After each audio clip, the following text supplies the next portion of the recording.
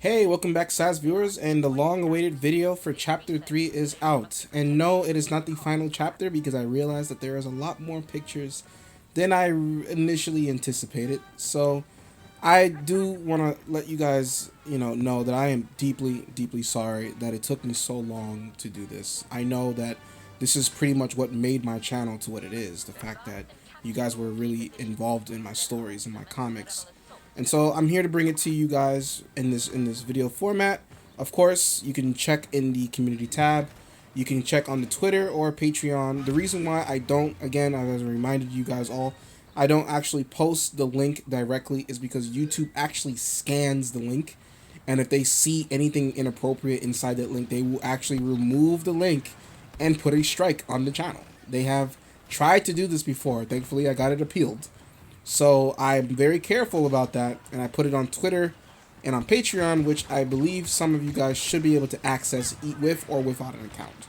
So I do put this on public display, and that should be easy. Now, guys, for those of you who want to stick around and hear a quick synopsis of Chapter 3, I'm going to tell you guys what's happening. So we have what happened in the end of Chapter 2, where we have the issue with Sakura-chan, or Sakura, with her, with the quote-unquote yokai spirit. Now, there's a mystery involved with that, where something inside of her is controlling her. We don't know what exactly what it is, but if you guys watching the link, you'll come to find out what Amiko says about it. And as you guys will see the story evolve more, she decides that she is trying to take Tyler's life force or consume him to free herself out of this mystical spiritual prison that the yokai or whatever spirit is inside of her now. I won't reveal too much about that. You will have to continue to stick around for the next couple of chapters or even down the line far into the story because we do get more into that.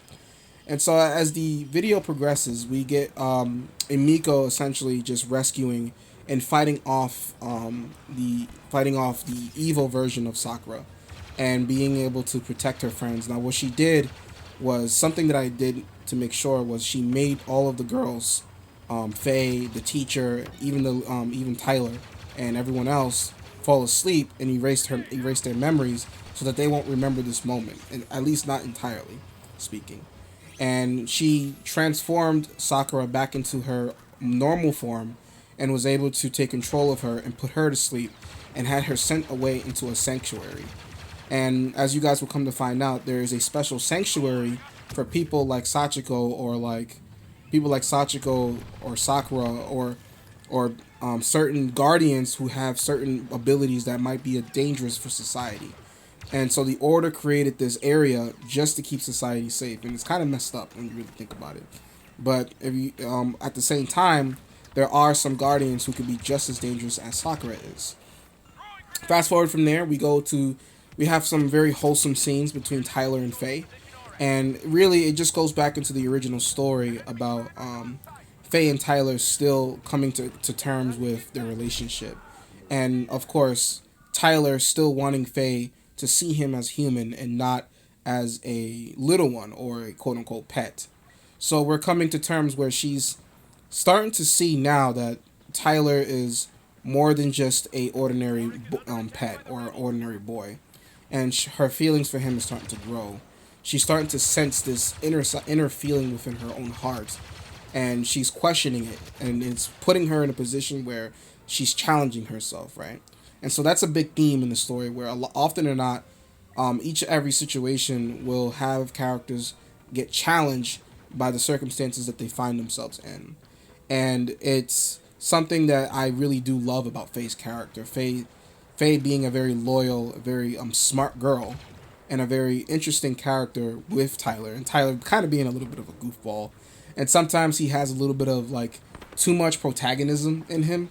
But I do like his character because it does work hand in hand with Faye and with Faye's relationship with him. They're both very strong-minded individuals, so to speak. And so there's that point where you have that in the story.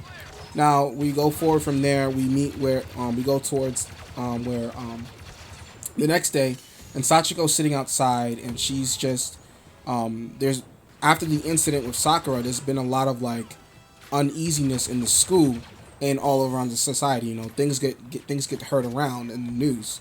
So Sachiko is nervous because she is the same race as Sakura. So they get bullied a lot. They get made fun of.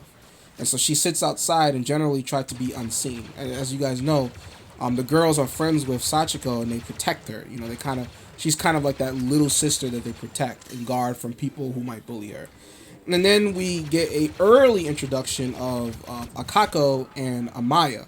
And this is where we have the scenes where Akako is just bullying her and being, I guess we could say she's being racist towards Sachiko, right? Towards her species of being a guardian, the cat ears. And so she's being very prejudiced against her and just saying a lot of snarky comments. The girls come and they come around to protect her and to guard her. And what's happening here was very interesting. Now, I've mentioned this in a previous video.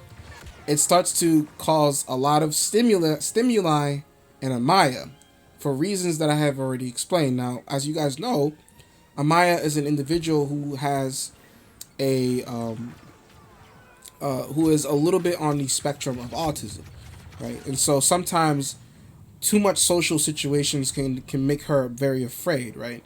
If it's too much stimuli for her. And in this case, you know, the girls didn't know what the heck was going on or why Amaya was reacting the way she did, why she was crying, why she overreacted. And it was mainly because of that. And so I've kind of hinted that because that is a very real situation that individuals who are on the spectrum of autism may have. Now, again, autism is a big subject and it is very sensitive. And so I'm very careful and very mindful of what kind of themes I put with that. And so I want you guys to know that, you know, I do take special care in trying to understand certain behaviors. And I have family members in my own home and my nieces and nephews who have autistic tendencies. They are diagnosed with autism. So I do have a little bit of wisdom and knowledge there. And I also used to work with children who had issues with that. Now we go from there where they're kind of, Akako's just kind of telling the girls, you know, calm down. Okay, I'm gonna leave them alone. I'm gonna leave her alone, and you know, I'm just gonna I'm gonna leave Sachiko alone and I'm gonna leave. But please don't yell at us. You know, we're gonna leave. And she did that for Amaya because she cares about Amaya, right? She knows what's going on with Amaya, and she knows that this situation like that can really, you know, make things much more worse.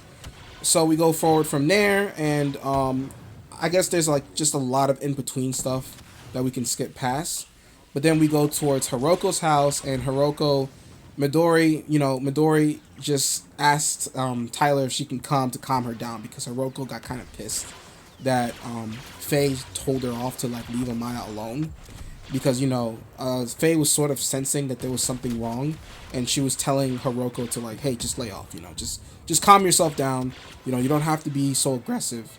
And Hiroko, being Hiroko, got pissed, and she walked away, and then Midori just got kind of like, oh man, here she goes, she's a grumpy blonde girl, she's all upset and whatnot, and you have like that like very funny scene. And then the next scenes are really just playful, they're just more so you know, Tyler like seeing Hiroko without her shirt on and this, that, and the other thing. And it just just being kind of like silly and just like, you know, playing around with it. And in reality was Hiroko had calmed herself down, and she told Tyler that, hey, you know, we should make a special gift for Faye for her birthday, and I want you to help me so that you can make her day special. And that's really it. That's chapter 3. And I will get you chapter 4 as soon as possible. The story is almost done, and then from there, ladies and gentlemen, we will go on to Tiny Defender, and of course I will do it as we've been doing so far, and I'll post it in a link and I'll give it to you guys. Thank you for being patient, ladies and gentlemen. I do apologize for waiting so long to actually do this, and you're gonna see more animations. I've been working on my physical health. I've been going back to the gym and doing some exercises. I need to get myself back into shape, and so the reason why it's been taking me so long is because I have to prioritize my own health. I've been putting too much focus on YouTube and not taking care of myself, not going on a diet, eating junk food. So what I've been doing is I've been doing a switch up, and I'm taking care of my own health so that you know, I can be around longer, hopefully, God willing, and of course produce more fun, gentle, wholesome content as you guys see here. Alright guys, so thank you guys for watching this video. I will see you next time. The next video coming up is the Amaya video. I hope you guys look forward to that. That is a very big video. So It's going to be my longest video yet when it comes to animations and comics, right? Like the mix. All right. Thank you guys for watching. And as always, see you next time.